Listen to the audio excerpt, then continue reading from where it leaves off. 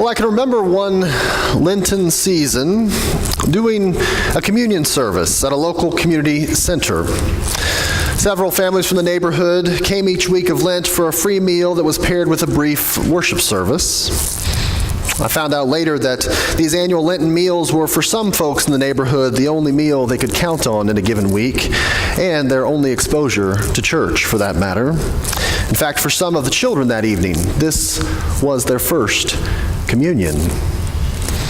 I recall standing at the communion table and offering the words of institution as I broke the bread and said the familiar words, "Take, eat, this is my body, broken for you," and lifted up the cup and said, "This is my blood, drink of it, all of you, in remembrance of me." I heard one little girl close by say, "Oh, gross."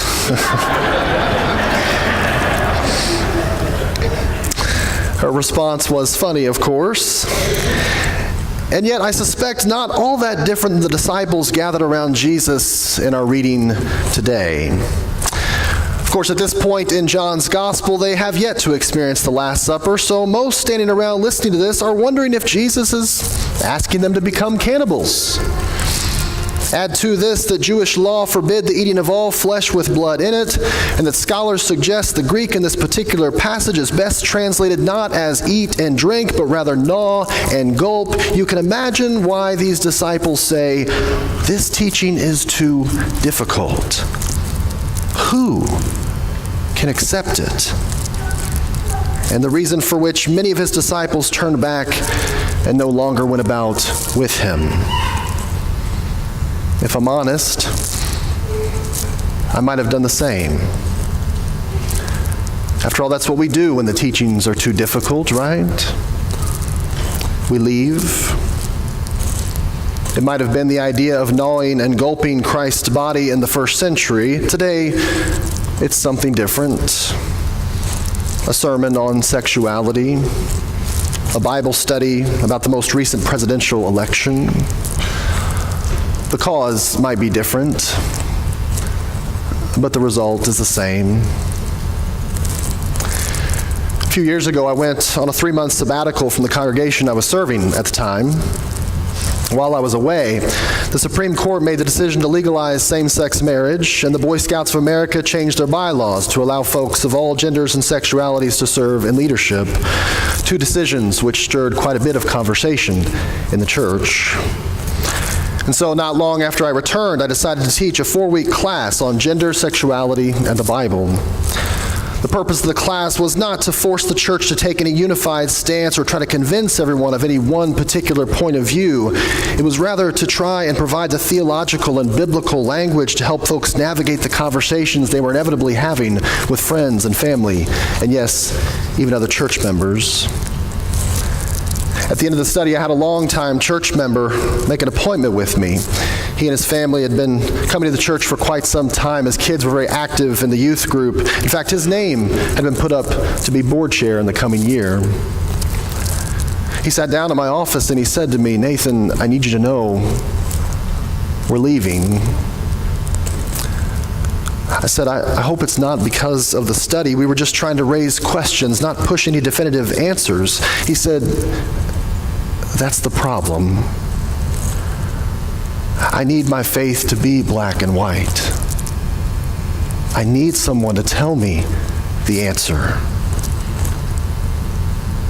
It's just too difficult otherwise." I was sad, but I wasn't surprised.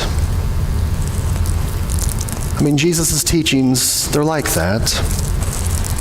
They invoke all kinds of responses. You take this passage alone and you hear a variety of them. There's complaining, there's disbelief, there's rejection, and yes, even altogether abandonment.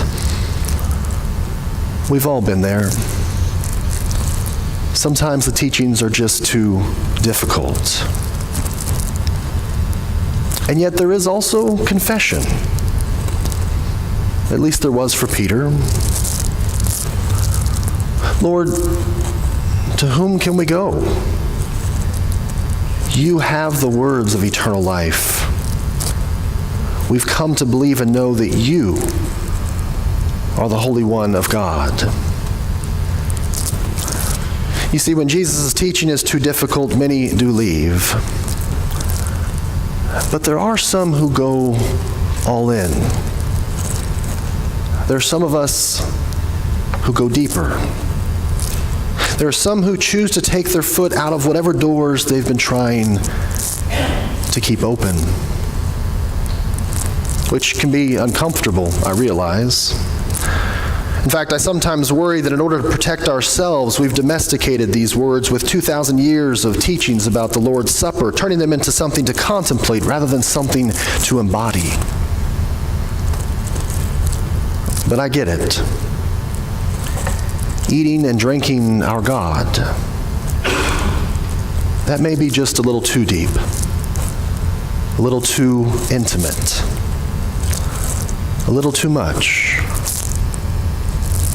And Jesus must have known this. He asked his disciples, "Does this offend you?" I remember going through a particularly difficult time in my life, during which I was dealing with quite a bit of grief.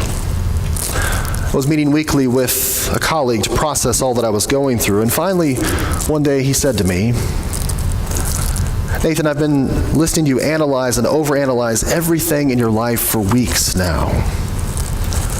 I don't want this to offend you, but I wonder if it's time to start thinking less and start feeling a little bit more.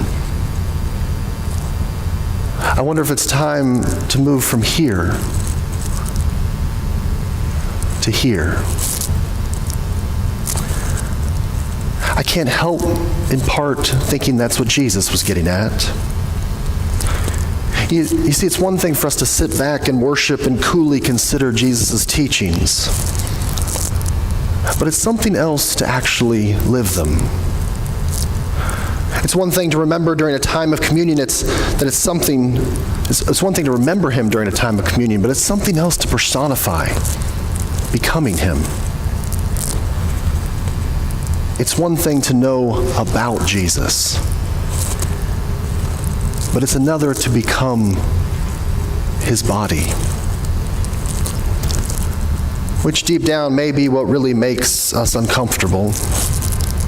I mean, I know the many, many limitations of my own body, or at least I know how many donuts I had yesterday morning. In fact, I'm made painfully aware each summer when ESPN magazine releases their body issue. I suspect many of you have seen this. The magazine gathers athletes from various sports and asks them to pose virtually nude. But the result is pure art. You can see the sheer strength of these athletes and how they train for their particular sport and how their bodies conform to their specific role as either an individual or as part of a team. I suppose when you see such strength in bodily form, we feel like the disciples felt, perhaps unworthy, maybe even incapable. Eat his body, drink his blood. Abide in him, and him abide in me. This teaching is just too difficult. Can't I just pray? And yet that's not what our faith calls us to. It's incarnational. Eat my flesh, drink my blood, become my body. It's given for you. Do this in remembrance of me. Some of you have likely heard or read a story Fred Craddock told about traveling to Canada to give a lecture. He arrived on a Friday night and gave his first lecture that evening, and as he left to go back to his hotel, it began to spit snow. Well, the next morning, 2 or 3 feet of snow pressed up against the door of his room. The phone rang, and his host said, "We're all surprised by this. In fact, I can't come and get you for breakfast. The lecture's been canceled, the airport is closed.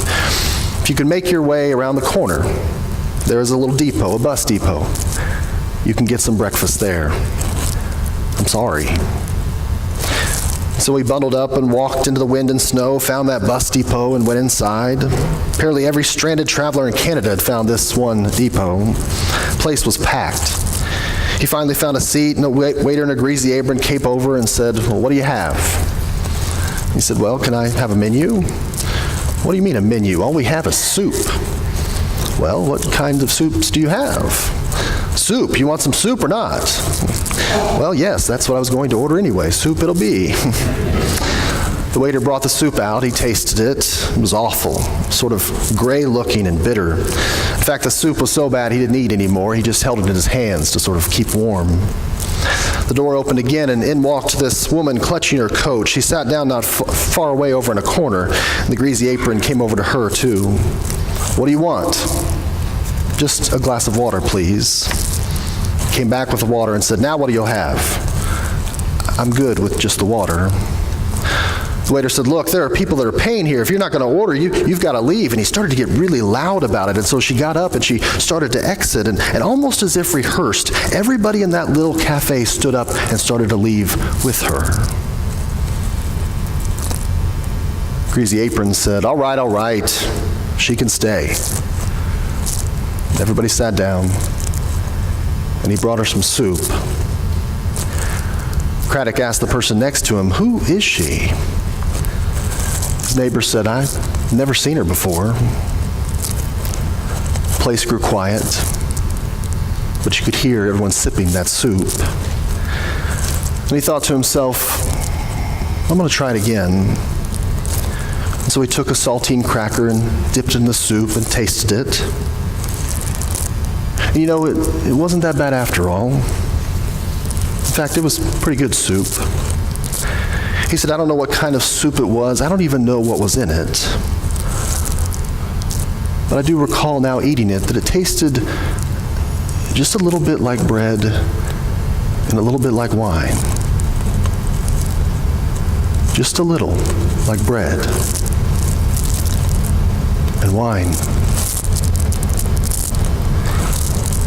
The psalmist writes, "Taste and see that the Lord is good." As it turns out, it's even better than that. After that little girl cried, "Oh, gross," her mother still made her come up to receive communion that night. I extended to her a piece of bread, and she ripped out a chunk. "This is the bread of life given to you." She dunked it deep into the juice, spilling it over the sides of the chalice, and shoved it into her mouth as if to expect, "Ugh, don't want this." But as she walked away, she made another proclamation to the congregation that evening. "Now that," she said, "that was delicious."